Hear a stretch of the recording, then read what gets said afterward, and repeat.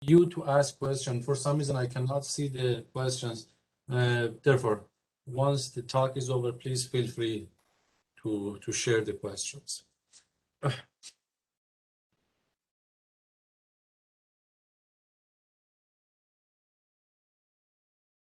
Yeah, so for the audience, I think you can put your questions in the Q&A. That's preferred.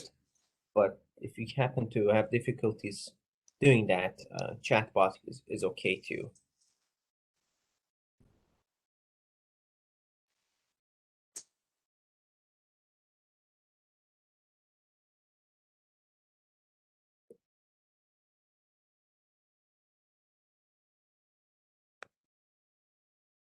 Okay, it's 1:03. I guess I can go ahead and get started. Was saying if you. Yeah, go ahead, please. Thank you. Sure. Thank you so much. Good afternoon, everyone, ladies and gentlemen.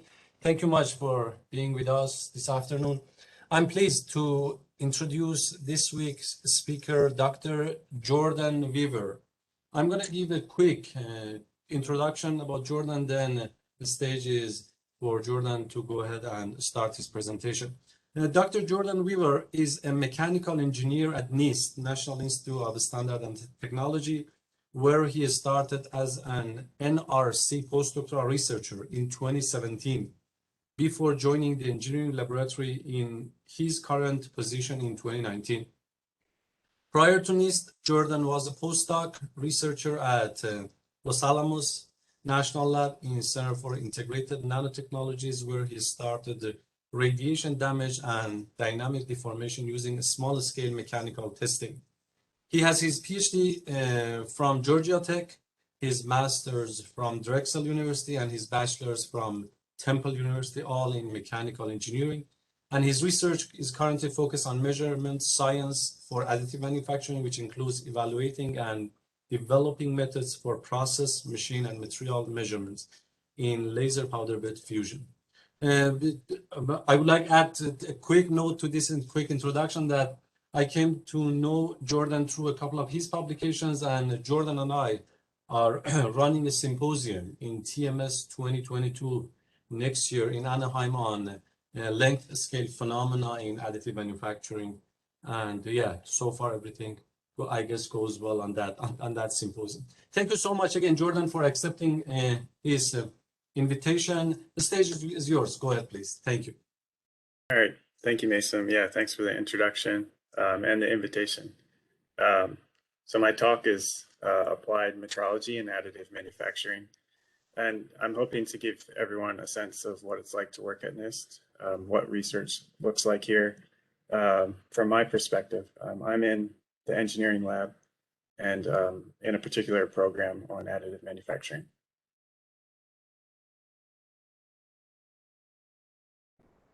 Let me see. There we go. All right.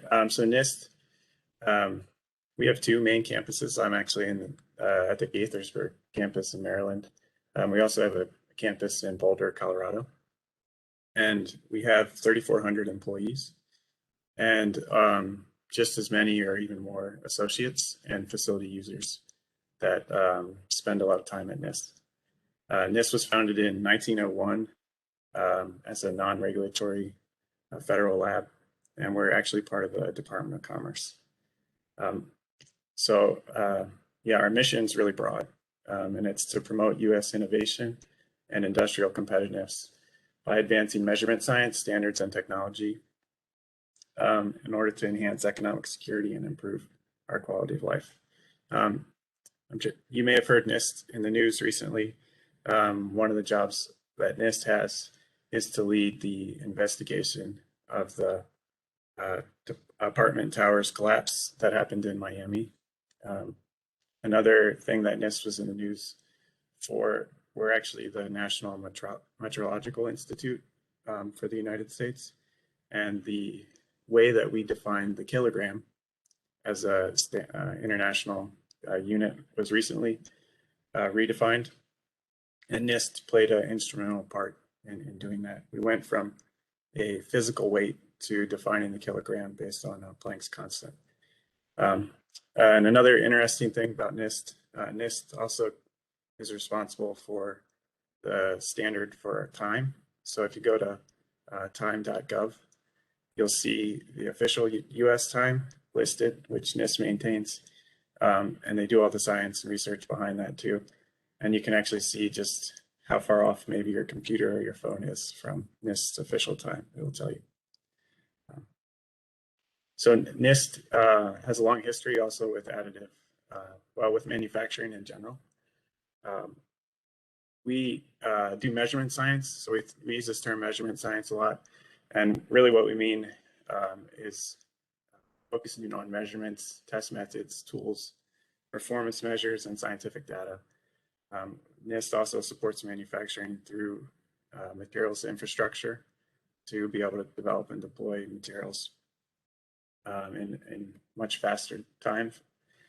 We do standards development. So one thing that's often confused about NIST is we are not a standards development organization.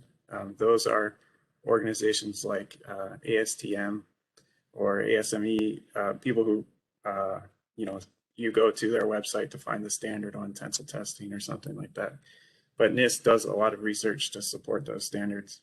And many NIST researchers, including myself, we participate in the standards organizations and help write those standards. And then lastly, NIST has a lot of partnerships with manufacturers. There's a large program called the Manufacturing Extension Partnership, working with small and medium manufacturers in all 50 states. Additive research at NIST is pretty broad too. So NIST is broken up into different laboratories. There's 2 metrology laboratories, which focus mostly on measurement science and standards. And then there's 2 technology laboratories. Like I've mentioned, I'm in the engineering laboratory. And those are more focused on the adoption and deployment of advanced technologies.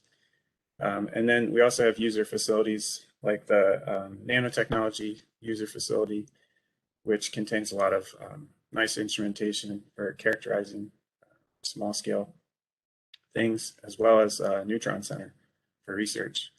And so additive manufacturing is actually mostly led by 3 laboratories and then supported by 3 other laboratories.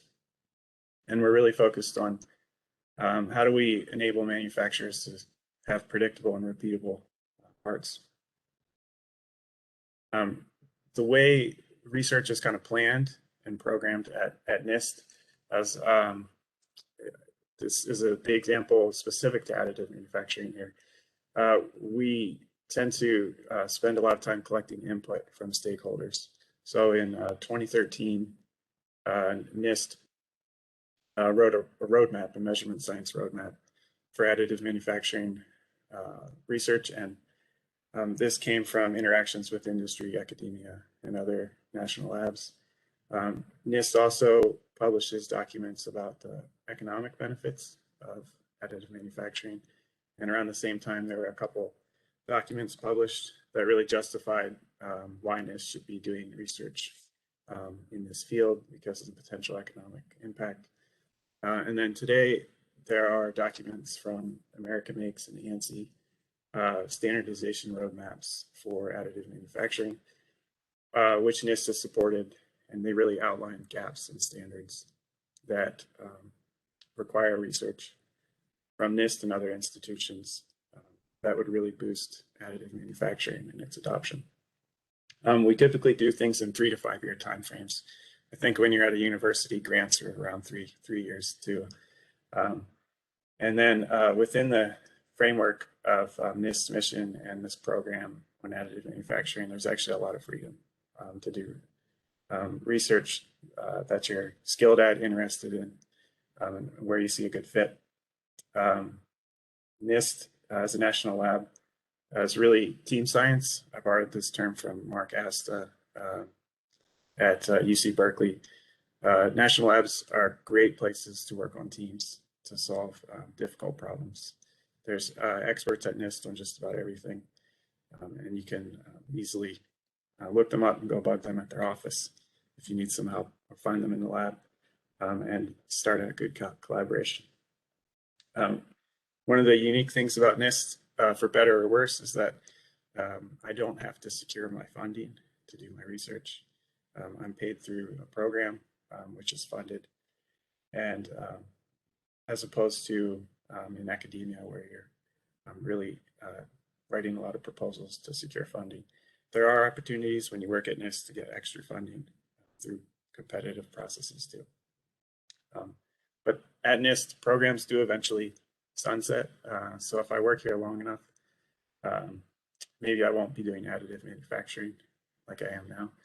The folks in my group, some of them who've been here for a long time before additive manufacturing, they did precision machining research, and then they were repurposed when it was clear that NIST needed to take a role in additive manufacturing research. All right, so our measurement science program, I think I have maybe one or two more slides about NIST, and then I'll get into the research part. Our measurement science program in the engineering lab covers a breadth of the additive process, from data management and data decisions driven by data. And these blue projects, the orange projects are largely focused on research that can support qualification of precursor materials, the machines and processes themselves, as well as the final parts. And then we have a few other projects which they're mostly tied to our additive manufacturing metrology test bed, which is a custom laser powder bed fusion system, which NIST put together, has full control over the process, can put in various sensors to do unique measurements. And so the experiments there are looking at machine and process controls, real-time monitoring, and data that supports multi-physics model validation. So the research I'm going to be talking about today is mostly focused on this orange projects. I actually work on several of these projects. My time is split between most of the orange projects and a couple of the green ones. I want to point out, so NIST in 2018 hosted basically a modeling challenge where we provided data, experiment descriptions and data for modelers to test out how well their models work and to compare against others. And there's another series of the conference coming up in 2022. So if you're doing modeling, particularly for additive manufacturing, I suggest you check that out. It's a way to get to know the work going on in NIST and interact with colleagues focused in that area. All right, I want to come back a little bit more to this idea of measurement science. It's kind of taken me maybe 4 years to figure out what measurement science is and how we define it different than other research. And so the definitions and questions I like best are, we're looking at, is what we measure good enough for the job? In this case, the job is qualification of the material, the machine or the process or final part. And then what other methods and measurements can lead to innovation and adoption of additive manufacturing technologies. And so my research is really sort of framed around those questions. All right, so now I'm going to move into the research portion. I want to hit on three topics, and I'll spend most of my time on the first two topics, the first being high throughput experiments. And I'll explain exactly what those are. I have an example here of, let's see, 96 samples that are basically whittled down into 4 individual samples and what that looks like. The next topic I want to cover is the effect of powder size distribution on the additive manufacturing process, both on the powder performance as well as part performance, looking at things like fine, medium, and coarse powders. And then lastly, I want to touch on some machine performance measurements, particularly for gas flow and laser power profile. In addition to laser power and speed, the size of the laser too has a significant effect on the process. You can see different melt pool shapes. The depth is decreasing and the width is increasing when we increase the laser spot size. And then gas flow, directional gas flow is really important for removing byproducts. The melt pools, what they typically look like for different settings when you have gas flow, and then what happens when you remove that gas flow. for the same settings, laser settings. My research is mostly focused on one additive manufacturing technology, which is laser powder bed fusion.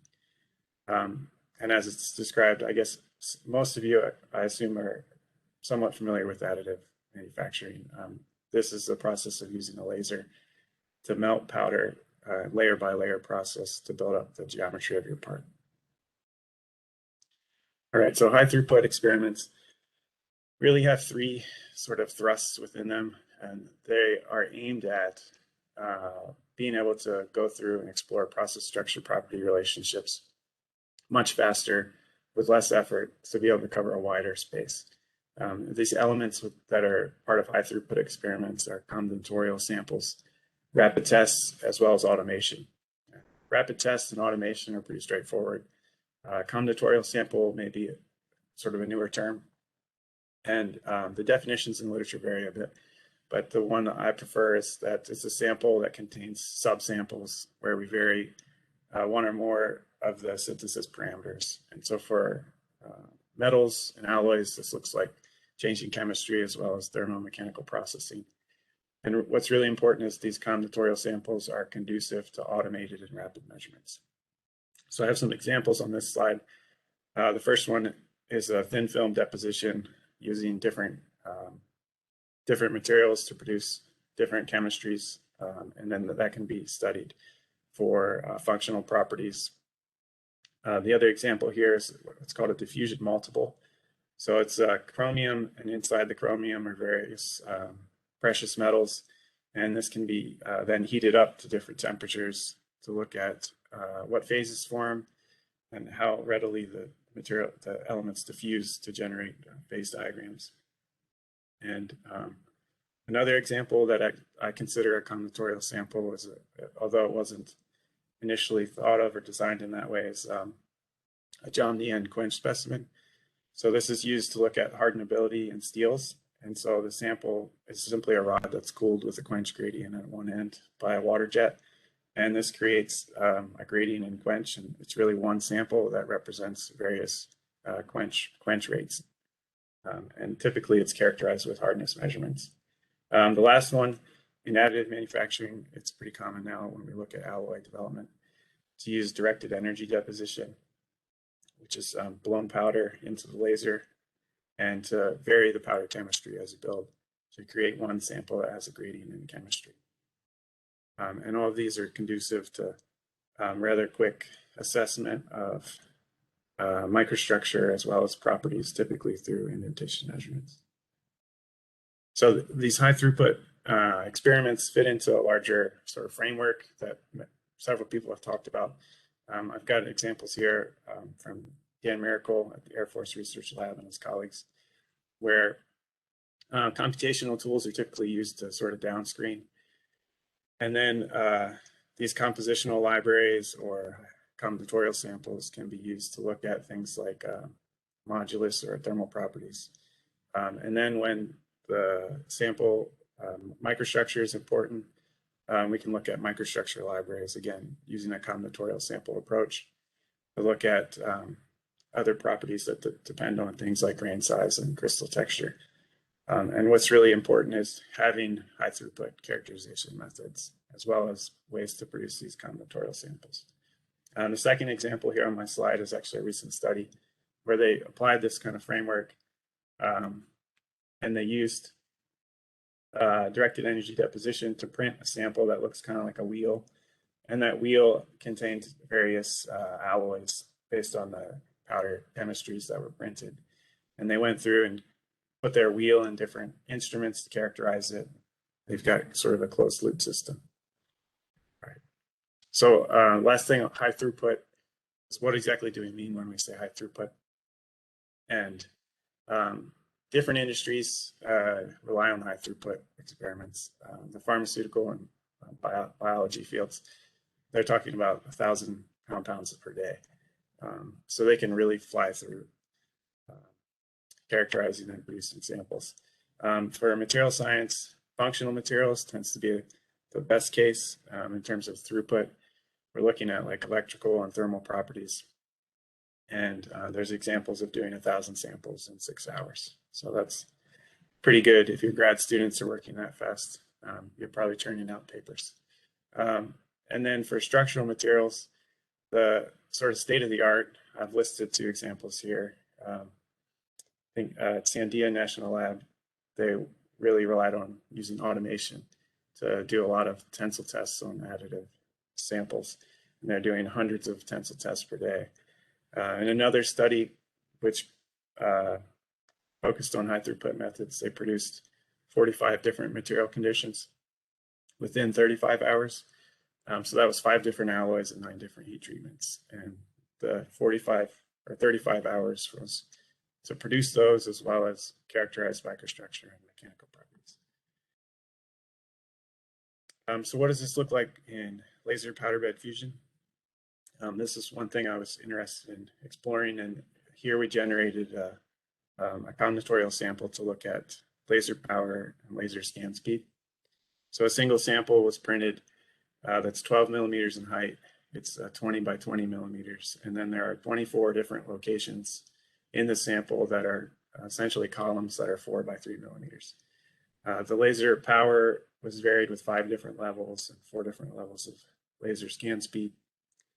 We purposely included some repeats at the default conditions. So these green spots, 110, 16, 19, and 24 were at the default. So we printed this on an EOS M290 with Inconel 625 powder. And so this sample size, we purposely picked something that was about the same size as a typical metallography sample. So here you can see what it looks like when it's printed. You can actually see that you can see sort of the grid of the columns. There's a bunch of lack of fusion where the laser didn't melt the powder at the column boundaries, which makes it easy to identify everything on the page. I had a video here. Let's see. Get it to play. Just showing how the sample is actually printed in the individual layer. So first, a border was printed, and then the individual columns were printed 1 through 24 in order. All right, so where does this throughput come from, right? So each one of these samples had 24 samples. There were 5 at the default conditions, so 20 unique conditions. So in our study, we looked at characterizing 4 of these, 2 in the as-built condition for good statistics. And then the other variable that's important in additive manufacturing for materials is post-process heat treatments. And in this case, we looked at 2 stress relief temperatures, which is the SR acronym, and 800C and 870C for this alloy. So this really is 96 samples, or if you want to think of it in terms of 60 unique processes contained into 4 individual samples. And so with these 4 samples, they were characterized with electron microscopy, optical microscopy, and indentation testing. And so you can really sort of build in a lot of the processing space with this approach. We only did 60 unique processes, but you can kind of scale it up to do hundreds of processes if you really want. All right, before I get into the results on the combinatorial sample, I want to talk about how there's a difference between regular and combinatorial samples. So we compared a regular sample, which is just a 20 by 20 millimeter size sample, to the combinatorial columns that were printed at the default settings. And we actually saw that the hardness was different. So this is the Vickers hardness. The regular sample had a higher Vickers hardness. From nano notation, the hardness was higher. The moduluses weren't that different. We did see that the porosity was fairly similar between these 2 alloys. Sorry, between these 2 samples. And there's more scatter in our columns at the default setting compared to our regular sample, but they're largely the same. And so there is a difference, right, in hardness. The area that the laser is scanning in, you can think of there's differences between thick and thin parts when you're doing additive manufacturing. But really, this whole idea of what is a regular sample in additive manufacturing is somewhat of an arbitrary choice. And so our samples, right, they're small, so we have to consider they'll be different than larger parts. but because our samples, they're all the same size, we can look at trends within the sample. The other thing we did was we looked at these repeats, these green columns, and whether or not there was a trend based on position. So here's the Vickers hardness for as-built condition and the two stress relief conditions, as well as the modulus from nano indentation and hardness from nano indentation. We didn't see any consistent trend for the measurements across the samples based on position. So we're pretty sure that neighbor effects, whether you're in this position with these neighbors or in another position with other neighbors, is not significant, but this is something that we can explore further and actually provide some design guidelines on. We test out different designs. We do think there is some thermal shielding between the columns because there is porosity there. All right, so getting into the results on the sample.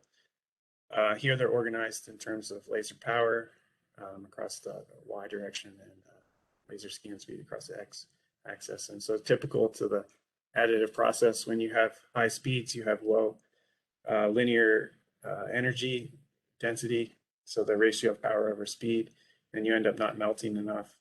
And so these low values give you higher amounts of porosity and pores that are less spherical. On the other end, if you put in too much power, right, at low speeds, you still get an increase in porosity, although it's not as significant, and these tend to be more spherical pores. This column here, you'll see on different slides, these are the repeats at the default settings. So we also looked at grain size and crystal texture of the material in these columns using electron backscatter diffraction.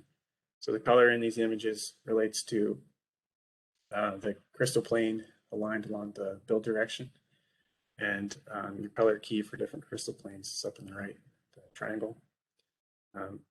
And we can see the areas of white are areas where there was no data, reliable data collected, whether there are small features or there's pores there. We can see there's a breakup of the grain structure when we start to increase the laser scan speed. And looking at the grain size measurements themselves, in this case, the grain size distribution for the 95th percentile, the 50th and 5th percentile. Just note our 5th is actually right around our detection limit for the parameters that were used, the minimum grain size in the analysis. But we can see that when we decrease the linear heat input, the power over the speed ratio, we're reducing the grain size. And with this, we also reduce texture. So texture index is just a metric, value of 1, means that there's no preferred crystal orientation in your sample. And when that value gets a little bit larger, you start to have statistically more crystals with a particular orientation. And then entropy of the orientation distribution function is another metric on texture, where a value of 0 is random. You have no texture, and when that value starts to become more negative, you start to have more crystal texture. And so what's likely the case is with these faster scan speeds, there's less remelting, there's less crystal growth off of the previous grains occurring. We have less crystal texture and smaller grain sizes. All right, so the other important aspect in these alloys is when they're stress relieved, what happens to them. And even though Inconel 625 is typically not a precipitation hardened alloy, we do actually have some precipitation going on because the solidification microstructure contains microsegregation. Solute concentrations in the cell, the dendrite boundaries are much higher. And so here are some SEM micrographs showing this dendritic cellular structure in the as-built condition for the default, the lowest heat input and the highest heat input. And stress relief at 800 looks very similar, but when we do 870C, we actually precipitate out about 2% of the delta phase. And this delta phase is not seen as a good thing to precipitate out. It tends to lead to poor mechanical properties, especially for fracture toughness. And we tried to see if there was any dependence on this delta phase precipitation in the 870C sample based on power and speed ratios, and we saw that there wasn't in this case. All right, so getting into hardness trends, hardness and modulus trends. So again, we're looking at these three conditions. Modulus is across the top, nano indentation hardness in the middle, and Vickers down at the bottom. And we're looking at the power over speed ratio. And you can see there's not really any trend. We did note changes in grain size and porosity in these samples, but the indent size that's being used in this study, Vickers and nano indentation Berkovich, the indents are so small we're not probing the effect of grain size and porosity. If you look, when we compare one laser power, fixed laser power, and scan speed for hardness, you do see that the stress relief is a higher hardness. And this is because of the precipitation. Just summarizing the hardness, there were no trends. And as I mentioned, we weren't probing grain size and porosity with these small indents. The precipitation that happens in these alloys was noted by a couple studies in literature where you have precipitation of delta phase and gamma prime and gamma double prime, which increases the hardness. And that gets us to the stress relief 800 C hardness. And if we heat treat at a higher temperature, we actually precipitate more delta. And when we precipitate more delta, it's actually at the expense of these other phases, which tend to be the phases that provide the greatest increase in hardness. So we actually have a hardness drop from the 800 C to 870 C sample. All right, so summarizing this this adventure of high throughput sample for laser powder bed fusion, we have a paper that was recently published. In terms of process structure and property, we found similar things, to what's been seen in literature regarding stress relief and hardness, and how grain size, texture, and density change with P over V ratios. We weren't necessarily only aiming at these relationships, but we really wanted to look at, well, what kind of savings we can have with this approach. And so it's somewhat of a crude estimate. We think that this approach would be actually 5 times faster than the traditional approach of printing 96 individual samples and having to characterize all those. And in terms of combinatorial summary, we did 96 samples into 4. We don't think there was neighbor effects, but this is something that's kind of an ongoing thing to study. We noted, the area of the column was important comparing to regular samples, and so that should actually be a variable in this sample design where we include columns of different sizes. And these repeats were really important in our study to be able to put some confidence intervals on our trends. All right, so I want to move into the next study, which was looking at the effect of powder size distribution. So in this case, we looked at 3 powders which had cumulative size distributions that didn't overlap. So small shifts in size, what we're calling fine, had a D50 of 14 micrometers, nominal had 32, and coarse had 38. Our coarse is actually pretty close to what EOS would give you for this alloy to print on their machine. Often you have to use the manufacturer's powders that they supply with their equipment. And so in this study, we actually characterized the powder performance. We've looked at some microstructure and then tensile properties and hardness, and trying to link all of these things together in a well-controlled study. It turns out, even though we got all of these powders from the same manufacturer and we thought we had things well controlled, there were some slight differences. So I'm showing some SEM images here. This medium powder tends to be slightly less spherical than the other 2 powders. Here's this ratio of the minimum chord length to the maximum ferrite diameter. And the medium powder has a slightly lower ratio, 1 being perfectly spherical, So small difference. We also noted small differences in chemistry, which we didn't think would be the case, but these are all from different lots, and so that's possible. They all meet the standard for chemistry for 17-4 stainless steel, but there's slight differences, particularly in copper, This is a copper precipitation hardened alloy. We didn't print with these OEM powders, the manufacturer's powders. We did notice that decreasing size, we had an increasing trend in oxygen. So the first thing we did was measure the density of the powders with helium pikometry. And we found that they were nearly identical. We did see that the density of the powders, the skeletal density of the powders, was lower than our expected value of 7.8 grams per centimeter cubed. We did notice we had some internal defects. And so using this approach to estimate porosity, we don't actually know our theoretical density very well, but we'd estimate there's around 2% porosity of entrapped, likely from entrapped argon in the process. One of the metrics used to characterize powder is something called the Hausner ratio. This ratio of the tapped density to the apparent density.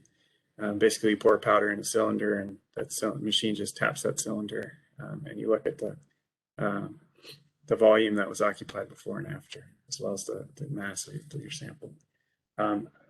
Typically, lower Hausner ratios are better. You can see that, right, our coarse powder has a higher Hausner ratio than our other two powders.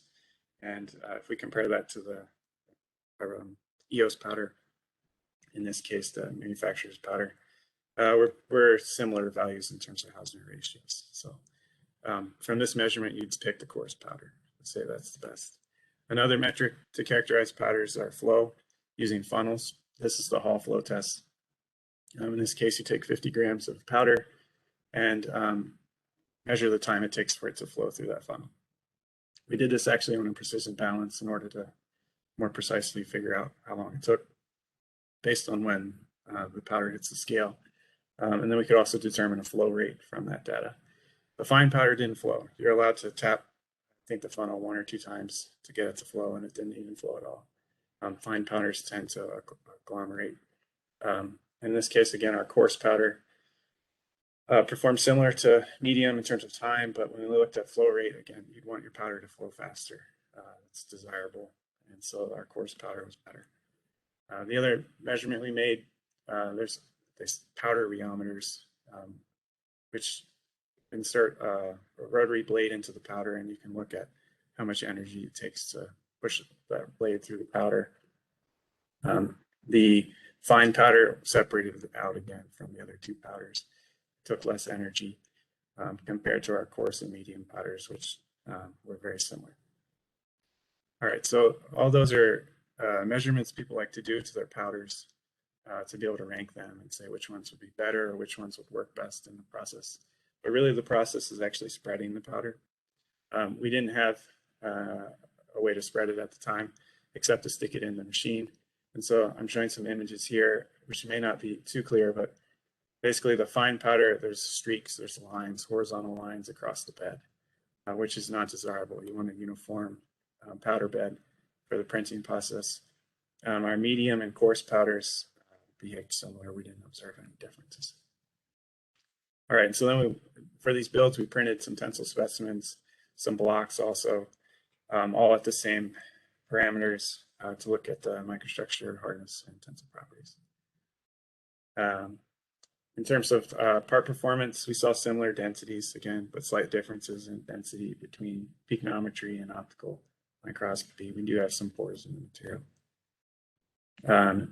In terms of the grain size and textures, we looked at the Y plane and the Z plane. We saw that the fine sample, the powder bed with the fine sample, had slightly larger grain size, slightly stronger textures. And we think this was because since the powder wasn't spread as well, it was remelting more of the material when the laser would scan. And this created a larger grain size and stronger texture. When we got to hardness, we saw things where the medium powder actually performed the best, had the highest hardness. And our fine powder, which by all metrics should be produce really bad parts, actually performed just as well as the coarse. We did see some dependence on the position on the build plate and our tensile properties, which we think is actually related to gas flow being right in front of the nozzle. But really, the medium powder performed the best in terms of strength, hardness, and had good elongation too. And so what does this tell us about these powder metrics? One is that we can rank powders, we can say how powders perform, but there's still gaps in how we relate that to the final part properties. By all means, our coarse powder should have been the best, and our fine should have been the worst. But in reality, our coarse and fine built similar parts, and our medium powder was slightly higher. The performance of the parts likely had nothing to do with the powder performance itself, but might have been more tied to slight differences in chemistry and morphology. So it's the area of ongoing work. All right, a couple more minutes and then I'll wrap up. So the other area I just want to touch on, I have a couple slides, was machine performance. That's some work that we're doing that's a little newer, is looking at measuring the laser spot size and the total power. This is important because the radiance energy from the laser, 10% error in the laser diameter is actually 21% error in the radiance. If you want to compare results between different machines, you really need to know differences in laser spot size. I mentioned about gas flow. Directional gas flow is really important. And so we wanted to know, how do we measure gas flow in our machines? What are sort of best practices to do this? So for the EOS machine that we typically work on, we went and measured the gas speed with hot wire anemometers. And we saw when the gas coming right out of the inlet is very fast, around 3.5 meters per second, and elevated off the build plate. This total speed drops in magnitude and drops to be closer to the build plate as you go across. And then it actually slows down a little bit further and comes off the build plate. Right? And so you can think, well, what's that effect on parts printed in different spots? And that's something we're studying. There's also different nozzle types, right? So the first nozzle is what I had shown already. The second nozzle actually has a little jet to push the gas down close to the build plate, and that improves the flow where we have faster speed closer to the build plate when it first comes out of the nozzle, and stays low. But what is that real effect on the process? So we're thinking of ways to measure that and relate that to the part performance. Laser spot size. We generate a lot of single track laser scan data for various reasons. We did this with different spot sizes. So looking at melt pool depth versus spot size. In a recent paper that's been submitted, we looked at scaling relationships. So how do you account for spot size for melt versus melt pool depth and things like this? And right now we spend a lot of time trying to measure the laser profile itself. And we've been learning a lot and thinking more about what are sort of user-friendly procedures to do this, and how do we think about simplified standards to do this. The ISO standard describes how to do pretty complex beams. Most powder bed fusion systems are Gaussian in nature. And do we really need to use this D4 sigma diameter, which tends to be sensitive to noise and other things in your measurement, compared to just a simple Gaussian diameter? All right, so I'll conclude and say, right, so at NIST, we're doing research that enables additive manufacturing technologies, and we support standards. We really try to engage stakeholders and participate in standards development. The work that presented was done really in a team environment. And when we talk about metrology, we're really just talking about, is what we measure good enough for the job, and how can we do that better? There are opportunities as grad students or postdocs to work at NIST. So I was an NRC postdoc. That is limited to US citizens. It's a competitive process. You can look into the application process. And there's other opportunities through the Graduate Student Measurement Science and Engineering Program, fellowship program. You don't have to be a US citizen for that. And then generally, if you find collaboration, somebody collaborate at NIST and students want to come and do work here, they can come as guest researchers. There's not a lot of support, financial support through that, but it gets you in the door to work in the labs here. All right, so with that, I'll take time for questions, and just want to acknowledge a whole slew of people across the different labs at NIST that contributed to this work. So thank you. Thank you so very much, Jordan. Excellent talk. You covered literally everything, an introduction about NIST, some opportunities for graduate students, which is very welcomed, and some technical aspects of your great research, which I see are published in Materials and Design and Additive Manufacturing. Great work and great talk. Thank you. Karim, the stage is yours. Go ahead and ask questions. I personally have one question that I can ask at the end. Thank you, Karim. Okay, we're waiting for the questions in the chat. But I have a question, if I can start, about the tap density. I think in slide 26, the Hausner ratio and tap density. And my question about the tap density, do you use a device that already in the market to measure that density, or you develop your own setup in NIST? We have a commercial device. I don't know. It's a pretty simple device. I mean, you have your own graduated cylinder for it, but then the device itself is basically just lifting up that cylinder up and down. Okay. The other question about the Hausner ratio and here, do we actually is there actually a big difference between 1.22 and 1.23? Because I think theoretically 1.22 should be like a better flowability, but is there an actual difference between these small numbers? So in our case, right, when we measured it, the difference between 1.23 and 2.2, we can't tell the difference. They're the same. If you look at the 95% confidence interval, they're identical, right? So yeah, and I've seen schematics which sort of group ranges of Hausner ratios to different powder performance to say like, well, this is decent, this is great flowing, and yeah, it's a wider range. So I wouldn't expect, you can't tell the difference between something that's small. Okay, thank you. And I think Dr. Behranj has a question. I'm just trying to unmute him. Give me a second.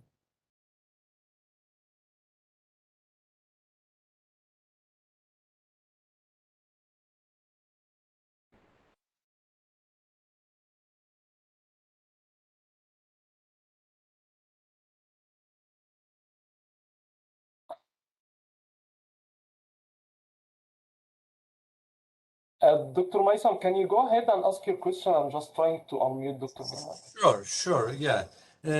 Okay, Jordan, if you go to slide number 34, I have just one quick question on these tensile properties that you reported here in this mid-lower picture.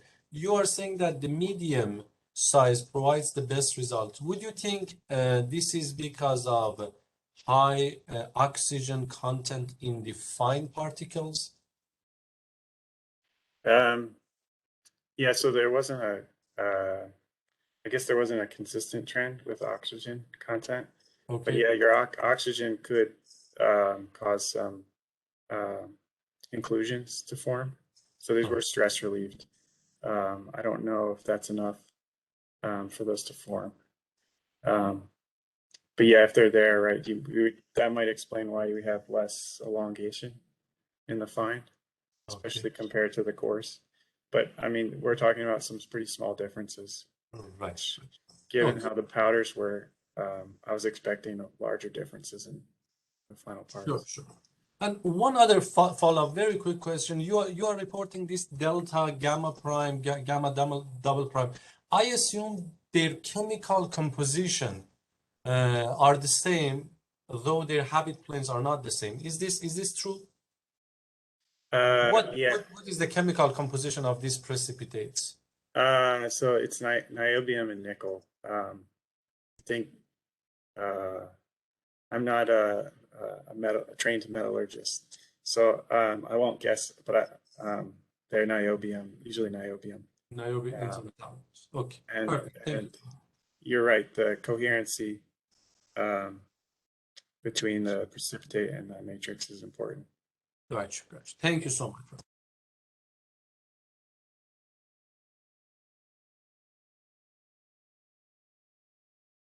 Berenk, please go ahead if you can hear us.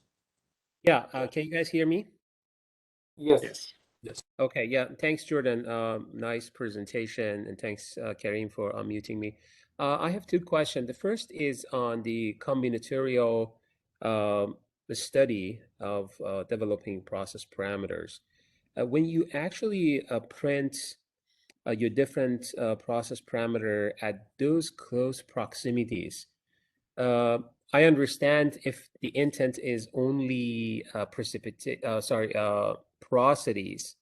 it might actually give you a pretty quick and because it's at the size of emellography samples, you can do perhaps automated analysis and get many pictures at the same time and do the analysis. How about the microstructure? Because those close proximity could actually have impact from the thermal standpoint, and you will not necessarily generate the same microstructure of preference. Though, if you get, for example, into nano indentation or hardness measurement, you may actually get a different result versus, you have a larger blocks that are not necessarily connected, meaning the thermal kind of gradients or history of each block will not be impacted by another block at the close proximity with the different process parameter. Can you comment on that? Yeah, so your train of thought is completely right, and there's two effects, right? So there's one is the size of the block that we print, and then there's also whether it's in close proximity to something else or not. And we didn't separate those out as well as we could in terms of its effects, but yeah, we were able to see trends in the grain size and texture that made sense based on the power over speed ratios. So we think that this type of sample is still good for those types of microstructure trends. But you're right, there's going to be differences when you compare. And the only comparison we made was for porosity and hardness to a regular block.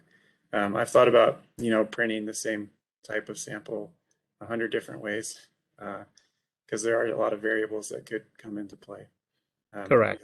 We haven't gone through great lengths to characterize that. We just kind of we picked the design and we went through it, and we tried to look at the effects a little bit and convince ourselves that they weren't significant, so that we were still able to see trends in microstructure with the power and speed ratios for these types of samples. So, right. So it's a course. Yeah, there's definitely more work to be done on that top part of it. Yeah. Yeah, I think this just I think it re-emphasized on what you said in terms of sample size and geometry and additive is kind of arbitrary, and that could impact how you do your process parameter development in the outcome. So my second question is, do you think we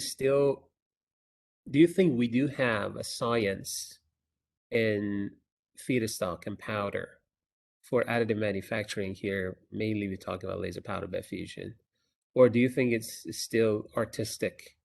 Meaning, do we understand really the relationships between different variables on our feedstock and the outcome, or more kind of feeling and sense? Well, I think it's been early on. It's probably been applying what other powder measurements exist in other industries, and I think it's been clear that those don't necessarily translate. If you're not actually flowing the powder through a hopper or a funnel, then I don't think ball flow is that relevant, right? There's been a push to look at how you spread the powder and how to come up with metrics on, I don't know, think of like spreading peanut butter on toast, right? Do that with your powder and then measure something about it. What I'll say, one other thing I think is important is the laser interaction with the powder.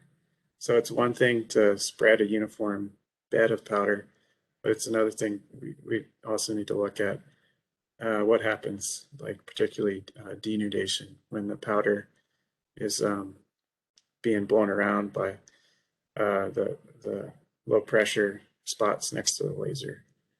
So Mhm. how do the powder properties behave under that type of test too? So do you agree that we're still on kind of more artistic mode rather than having a science? Science and art, they overlap. I won't say we're just doing art. I'd say we're definitely taking more of an engineering approach to that problem. And yeah, I think if we break down the process into some more fundamental experiments, I think we'll make faster steps forward. Good. Thank you, Jordan. Sure.